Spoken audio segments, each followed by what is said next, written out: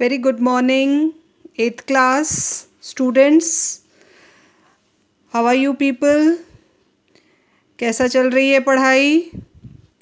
Exams तो हो गए, एग्ज़ाम नहीं, टेस्ट हुए हैं अभी तो. टेस्ट तो ख़त्म हो गए, धीरे धीरे मार्क्स भी आने शुरू हो गए. In 1 or 2 days, I'll also post your social science marks.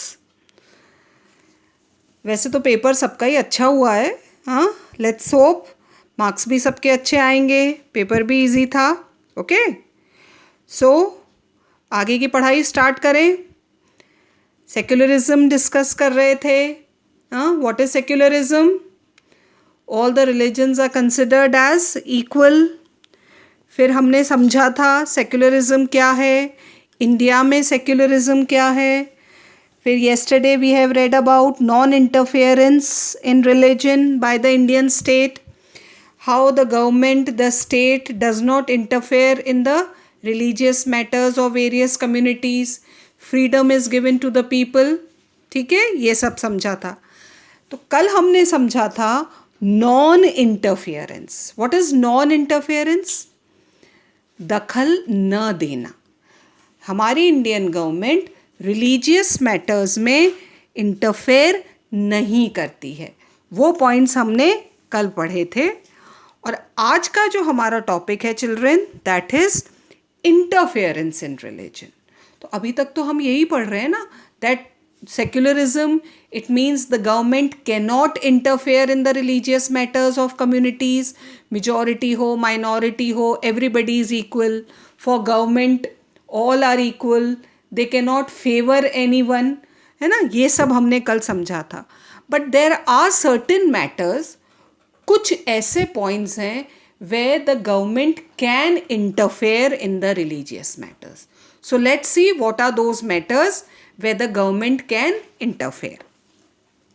But in order to see that all citizens enjoy the freedom enshrined in the fundamental right of equality. हमारे जो फंडामेंटल राइट्स हैं बच्चों, पहला ही fundamental right, the very first fundamental right is right to equality. And to implement this right to equality, है ना, citizens को जो फ्रीडम दी गई है, and the state has sometimes to interfere in religion. उस राइट टू इक्वालिटी को सही तरीके से इम्प्लीमेंट करने के लिए, जब हम कहते हैं एवरीबडी इज इक्वल, तो यहाँ वो राइट सही तरह से इम्प्लीमेंट करने के लिए sometimes the government has to interfere in the religious matters, ताकि वो फंडामेंटल राइट हमें प्रॉपरली मिल सके. Let us see some example. देखो, एग्जाम्पल से हम समझेंगे क्या है वो राइट टू इक्वालिटी और where the government can interfere in the religious matters. Untouchability. Do you know what is the meaning of untouchability? आजकल तो इतनी प्रैक्टिस नहीं होती है, बट ये एक बहुत बड़ा कर्स, बहुत बड़ा ईवल था which existed in Indian society from very long. हाँ, अनटचेबिलिटी क्या होती है बताओ? छुआछूत. हाँ, ये जो प्रैक्टिस हमारी सोसाइटी में है कि तुम अपर कास्ट हो या लोअर कास्ट हो, हमें तुम्हारे साथ नहीं रहना है, तुम्हारे हाथ का नहीं खाना है. सुनने में अजीब लगता है ना, पर ये था हमारी इंडियन सोसाइटी में. Untouchability has done a great wrong to the Indian society, particularly the Hindu society. It existed from the very beginning. बहुत पुराना एक evil, एक बुराई थी जो हमारी सोसाइटी में प्रेजेंट थी. By discriminating against the lower caste. हाँ, our society is divided into various caste. तो जो लोअर कास्ट थे, जिन्हें सो कॉल्ड लोअर कास्ट कहा जाता था सोसाइटी में, उनके साथ अनटचेबिलिटी प्रैक्टिस की जाती थी. घर में नहीं आने देते थे, टेम्पल्स में नहीं जाने देते थे. Even the children were not allowed to go to school. They can not touch books. इतना ज़्यादा छुआछूत थी. तो इसको ख़त्म करना था. In order to do away with this injustice. To do away का मतलब होता है टू रिमूव, ख़त्म करना, फिनिश करना, क्योंकि ये इनजस्टिस था, अन्याय था. The state is left with no alternative but to interfere in the religious sphere. If somewhere, अब देखो, right to equality means everybody is equal, लेकिन ये जो evil है हमारी सोसाइटी में, untouchability, ये कहीं ना कहीं उस right to equality के अगेंस्ट जा रहा है. तो अगर अनटचेबिलिटी प्रैक्टिस हो रही है, इसका मतलब right to equality is not given. तो यहाँ फिर गवर्नमेंट इंटरफेयर कर सकती है। If untouchability is practice in the society in any way, government can interfere. It has barred means ban, बंद करना, untouchability in order to end the age old religious exclusion of and discrimination against lower caste। तो हुआ ना religious matter में interfere, लेकिन ये करना ज़रूरी था क्योंकि अनटचेबिलिटी हमारी सोसाइटी में भेदभाव पैदा कर रही थी। तो क्या किया हमारी गवर्नमेंट ने? बैन करा अनटचेबिलिटी का to end the age old, centuries से चली आ रही है सिस्टम ऑफ रिलीजियस एक्सक्लूजन, धर्म के बाहर रखना और डिस्क्रिमिनेट करना, मतलब भेदभाव करना विथ लोअर कास्ट। तो यहाँ गवर्नमेंट ने इंटरफेयर किया टू बैन अनटचेबिलिटी। ये एक पहला एग्जाम्पल हमने पढ़ा।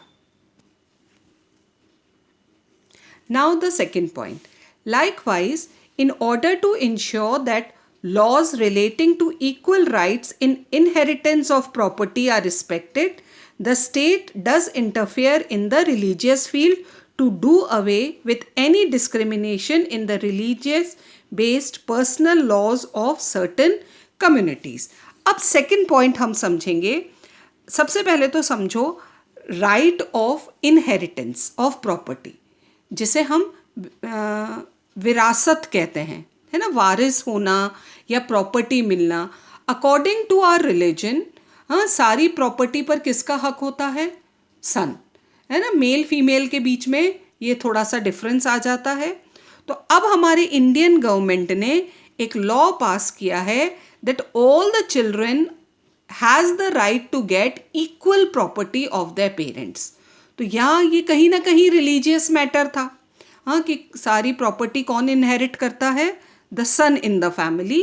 तो here also the government interfered, है ना, क्योंकि right to of inheritance of property, अब इक्वल राइट पास किया है, राइट टू इक्वालिटी में ये भी आ गया। और हमारी सुप्रीम कोर्ट ने भी एक ऑर्डर पास किया है that every children has equal share in property. तो यहाँ भी गवर्नमेंट ने इंटरफेयर किया ताकि to do away, to remove with any discrimination, धर्म के नाम पर भी कोई भेदभाव, मतलब ऐसे रिलीजियस मैटर में आ जाता है एक तरह से, ये पर्सनल लॉज हर रिलीजन के हैं, तो ये भी गवर्नमेंट वहाँ पर इंटरफेयर करती है। In third point, in order to give respect to religious practices of certain communities, कुछ religious communities की कुछ practices, कुछ उनके रीति रिवाज ऐसे होते हैं, the state allow exceptions in the laws। वैसे तो इंडिया में जो भी लॉज बनते हैं, whichever law is made by the government is to be followed by all the citizens, सब citizens को लॉज फॉलो करने पड़ते हैं। लेकिन कुछ रिलीजियस मैटर ऐसे होते हैं कि गवर्नमेंट कुछ कम्युनिटीज़ को उन लॉ में माफ़ी अलाउ करती है। देखो एग्जाम्पल दे रखा है, very good, you will be able to understand. Wearing of turban, पगड़ी, is essential to the Sikh religion. ये तो हम सब जानते हैं कि सिख रिलीजन में द मेन वेयर पगड़ी, ये उनके लिए कंपलसरी होता है।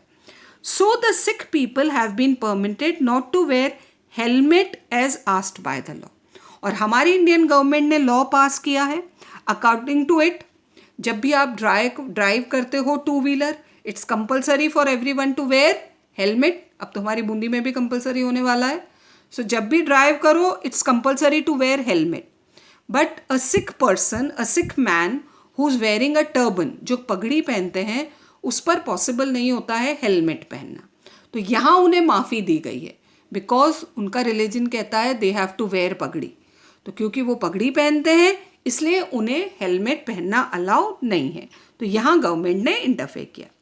This exception has been allowed to give respect to a fundamental tenet of Sikhism. भाई एक सिखिज्म का बहुत इंपॉर्टेंट प्रिंसिपल है that every man has to wear पगड़ी, तो उसे रिस्पेक्ट करने के लिए, because secularism says respect all religions, इसलिए उन्हें यहाँ पर ये माफ़ी दी गई है।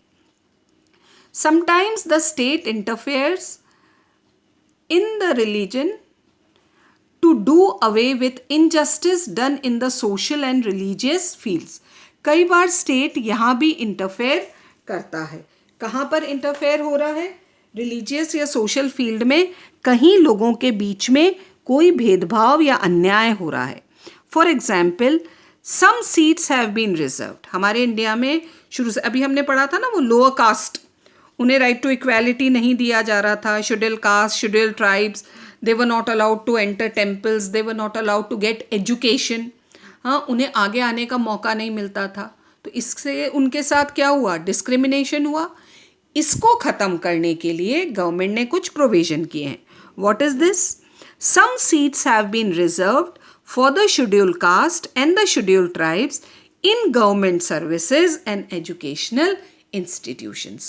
उनके लिए सीट्स रिजर्व रखी जाती हैं ताकि ये जो कम्युनिटीज़ अभी तक बहुत बैकवर्ड रही हैं, पिछड़ी हुई रही हैं, हाँ, उन्हें दूसरों के साथ आगे लाया जा सके. Fifth point, not only this, sometimes the state interference comes in the shape of support. कई बार गवर्नमेंट कैसे करती है, देखो. For example, the minority communities who are less in number. Majority का मतलब मोर इन नंबर, माइनॉरिटी का मतलब less in number. Those communities which are very less in number. Less in number का मतलब जिनकी पॉपुलेशन बहुत कम है, उन्हें क्या कहते हैं? माइनॉरिटी.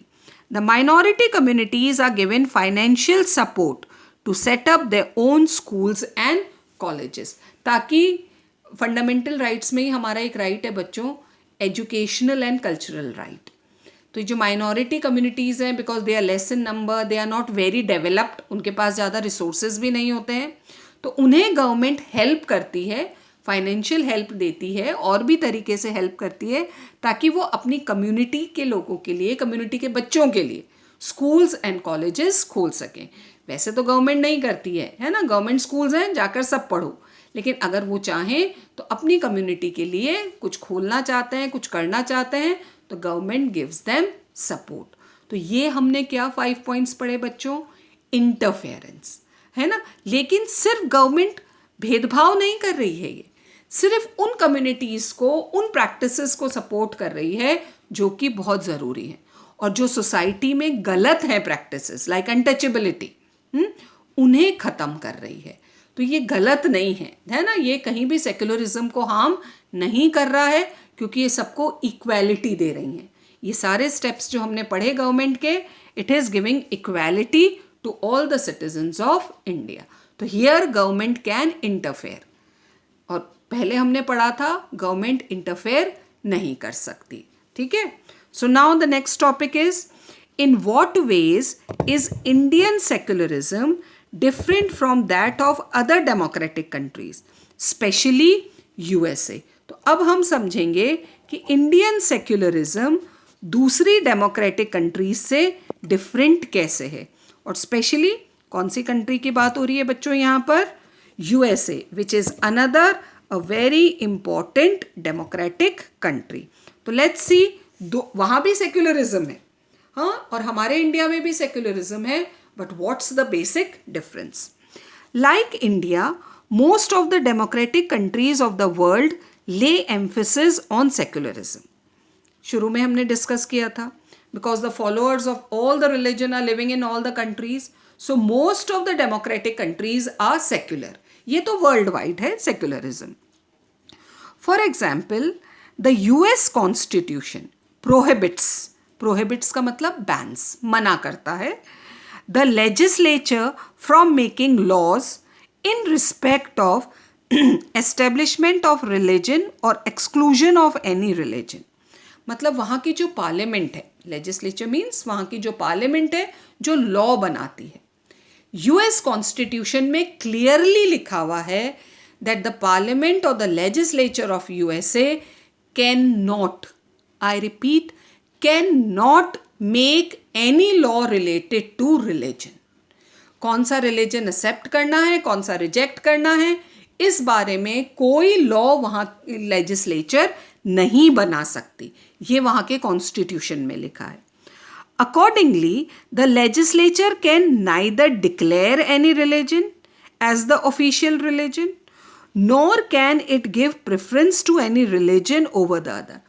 सीधा सीधा मतलब ये है बच्चों कि यूएस की पार्लियामेंट किसी भी रिलीजियस मैटर को डिस्कस नहीं करती. उन्हें हर रिलीजन से अपने आप को दूर रखना है. दे can not make any law. हाँ, वो किसी रिलीजन को सपोर्ट नहीं कर सकते, किसी रिलीजन को अपोज नहीं. उन्हें कोई मतलब नहीं होना चाहिए रिलीजन से. ये कहाँ लिखा हुआ है? यूएस कॉन्स्टिट्यूशन में. There is clear separation between the state and the religion. भाई जबकि अभी तो यहाँ हमने पढ़ा ना, देखो वैसे तो इंडिया में भी यही है, लेकिन हमने इंटरफेरेंस इन रिलीजन भी पढ़ा. कहीं ना कहीं हमारी गवर्नमेंट रिलीजियस मैटर्स में इंटरफेयर करती है, लेकिन यूएस कॉन्स्टिट्यूशन में बहुत क्लियरली लिखा हुआ है कि वो इंटरफेयर नहीं कर सकते. तो this is clear separation between the state and the religion and none can interfere in the affairs of another. न रिलीजन स्टेट के मैटर्स में इंटरफेयर करेगा और ना ही स्टेट रिलीजियस मैटर्स में इंटरफेयर करेगा. ये यूएस कॉन्स्टिट्यूशन में बहुत क्लियरली लिखा हुआ है. There is however one significant difference between secularism practice in India and USA. अब हम दोनों जगह के सेक्युलरिज्म के बीच का डिफरेंस समझेंगे. इन यूएसए, अब समझो बच्चों क्या है यूएसए में. In USA the separation between state and religion is more rigid than in India. अभी हमने समझा ना, यूएस कॉन्स्टिट्यूशन ने बहुत स्ट्रिक्टली कह रखा है state and religion separate. State और the government can not interfere in the religious matter. ये बहुत रिजिड, बहुत कठोर है यूएसए में, जबकि इंडिया में ऐसा नहीं है. In India the state can, as shown above, interference in religious affairs for doing away with long standing social and religious injustice. लेकिन इंडिया में अभी हमने समझा कि स्टेट इंटरफेयर कर सकता है. अभी पढ़ा ना हमने इंटरफेरेंस इन रिलीजन. अगर ज़रूरत पड़े द स्टेट कैन इंटरफेयर. कहाँ पर? अगर कहीं रिलीजियस इनजस्टिस हो रहा है, like untouchability and unequal treatment to women in the case of interference. Inheritance, भाई विमेन को प्रॉपर्टी में अगर हिस्सा नहीं मिल रहा है या फिर अनटचेबिलिटी प्रैक्टिस हो रही है, तो वहाँ पर स्टेट इंटरफेयर कर सकता है of property. But such an interference should be based on ideals set fourth by the constitution. लेकिन ज़रूरत से ज़्यादा नहीं होना चाहिए. ये इंटरफेरेंस भी किसके हिसाब से होगा? जितना हमारा कॉन्स्टिट्यूशन अलाउ करता है, बस उतना ही गवर्नमेंट रिलीजियस मैटर्स में इंटरफेयर कर सकेगी. तो क्या डिफरेंस हुआ बच्चों दोनों के बीच में? यूएसए में the government, the state can not, बिल्कुल भी नहीं इंटरफेयर कर सकता इन रिलीजियस मैटर्स. जबकि इंडिया में हमारा कॉन्स्टिट्यूशन थोड़ा बहुत अलाउ करता है गवर्नमेंट को, अगर किसी तरह का इनजस्टिस हो रहा है और किसी तरह का डिस्क्रिमिनेशन हो रहा है रिलीजियस मैटर्स में, only there can the state interfere. और वो भी किसके हिसाब से? According to the constitution. So this is the difference between the USA and India on religious matters. तो आई होप आज जो हमने पढ़ा इंटरफेरेंस है ना और difference between India and USA, ये आपको समझ में आया होगा. गो थ्रू इट, पढ़ो इसको एक बार बच्चों, बहुत इजीली सब समझ में आ जाएगा. कोई बहुत डिफ़िकल्ट चैप्टर नहीं है ये. और अगर आपकी कोई क्वेरी हो, I am telling you again, you can WhatsApp me. लेकिन फिर 8th class, know unnecessary questions. फालतू की बातें कोई नहीं पूछेगा. आपके लेसन से रिलेटेड अगर आपको कुछ पूछना है आप मुझे व्हाट्सएप करो. लेकिन मैंने एक और बात कही, along with your name and class, then you can ask me whatever you want for your chapter. I'm free to, I'll give you answer that you want. Okay, so we'll continue tomorrow. Till then, keep reading.